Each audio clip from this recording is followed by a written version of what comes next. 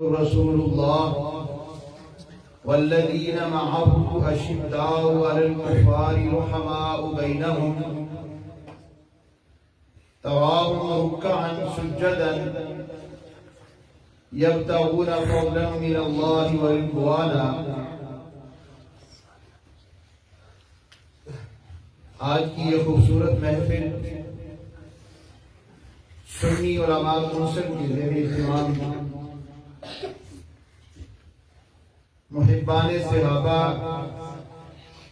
حضرت ابو بکر صدیق رضی اللہ تعالیٰ عنہ کی چاہنے والے، حضرت عمر فاروق رضی اللہ تعالیٰ عنہ کی عدالت پر یقین رکھنے والے، حضرت عثمان غنی رضی اللہ تعالیٰ عنہ کے ساتھ محبت کرنے والے، اور حضرت علی رضی اللہ تعالیٰ عنہ کی محبت کو اپنے دلوں میں سجانے والوں کی محفل ہے۔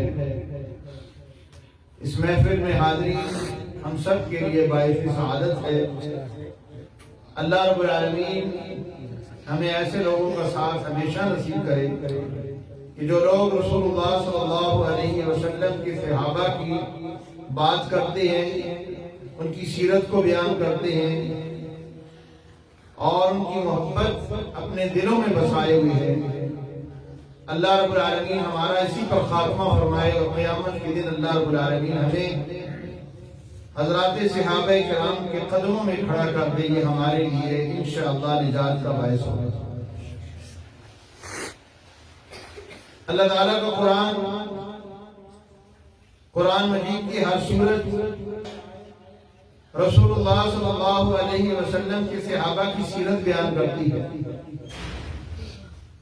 عظمت صحابہ ایک بہت بڑا موضوع ہے۔ علماء صدیوں سے بیان کرتے آئے ہیں اور صدیوں بیان کرتے رہیں گے، اور ہر پہلو سے بیان کرتے آئے ہیں اور ہر پہلو سے بیان کرتے رہیں گے۔ یہ موضوع ختم ہونے والا نہیں ہے۔ سیدنا ابو بکر صدیق رضی اللہ تعالی عنہ، وہ کون ابو بکر کہ جس کو رسول اللہ صلی اللہ علیہ وسلم کا سسر ہونے کا شرف حاصل ہے؟ وہ کون ابو بکر کہ جن کو رسول اللہ صلی اللہ علیہ وسلم کا غار یار ہونے کا شرف حاصل ہے؟ وہ کون ابو بکر کہ جن کو رسول اللہ صلی اللہ علیہ وسلم کے ہر قدم بہ قدم رسول اللہ صلی اللہ علیہ وسلم کے ساتھ چلنے کا شرف حاصل ہے؟ کوئی ایسا موقع نہیں ہے کہ رسول اللہ صلی اللہ علیہ وسلم کے ساتھ ابو بکر نہ ہو۔ آپ صلی اللہ علیہ وسلم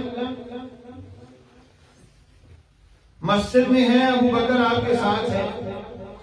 آپ بازار میں ہیں، ابو بکر آپ کے ساتھ ہیں۔ آپ جہاد میں ہیں، ابو بکر آپ کے ساتھ ہیں۔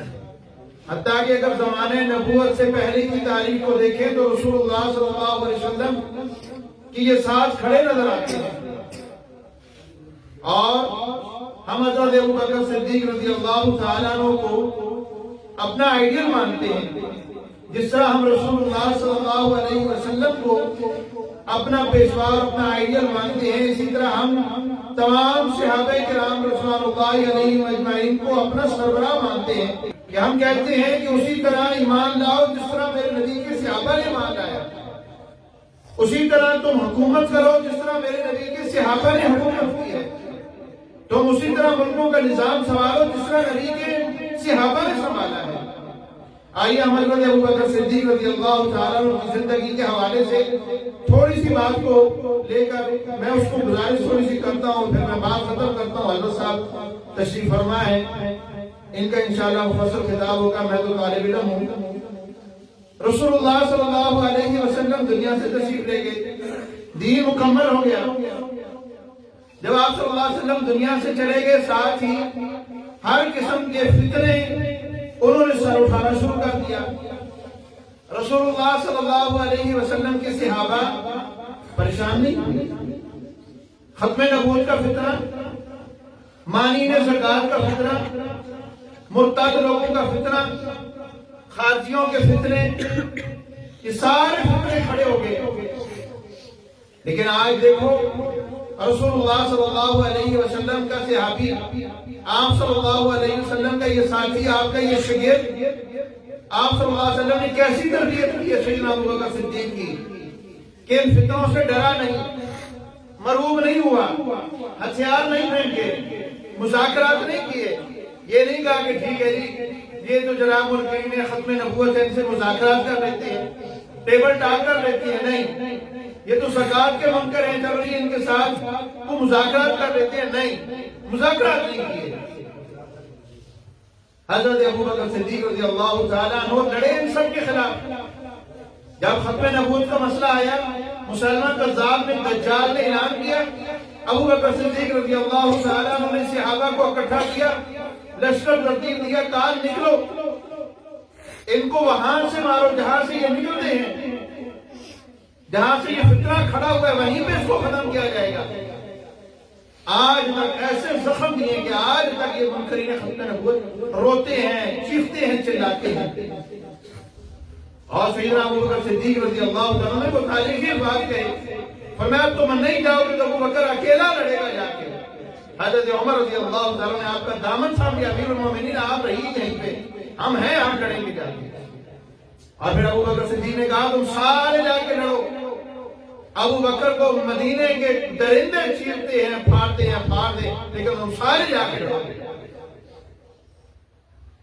اور پھر اسی طرح منکرین زکوٰۃ کھڑے ہو گئے، انہوں نے کہا ہم زکوٰۃ نہیں دیں گے. سیدنا ابوبکر صدیق رضی اللہ تعالیٰ عنہ نے ان کے خلاف بھی اعلان جہاد کیا. یہ نہیں کہا کہ ٹھیک ہے جی نہیں دیتے نہ دو، اپنے آپ کو فلاں دیکھ دو تو پھر تم زکوٰۃ سے مستثنیٰ ہو. نہیں، کہا جو رسول اللہ صلی اللہ علیہ وسلم کے زمانے میں ایک رسی بھی زکوٰۃ دیتا ہے، اگر نہیں دے گا ابوبکر اس کے خلاف جہاد کرے گا. یہ ہے شان ابوبکر صدیق رضی اللہ تعالیٰ عنہ. آج بھی آپ کے ملک کے اندر یہ سارے فتنے موجود ہیں. آج بھی ہمیں اپنے نوجوانوں کی اس نہج پہ تربیت کرنے کی ضرورت ہے کہ وہ نظام لائے جو ابوبکر صدیق نے لایا تھا. مختلف کرائسس کھڑے ہو گئے، ان تمام کرائسس کا مقابلہ میرے نبی کریم صلی اللہ علیہ وسلم کے صحابہ نے کیا، سیدنا ابوبکر صدیق نے کیا، اور بالکل قلیل عرصے کے اندر ان تمام فتنوں کا مداوع کیا.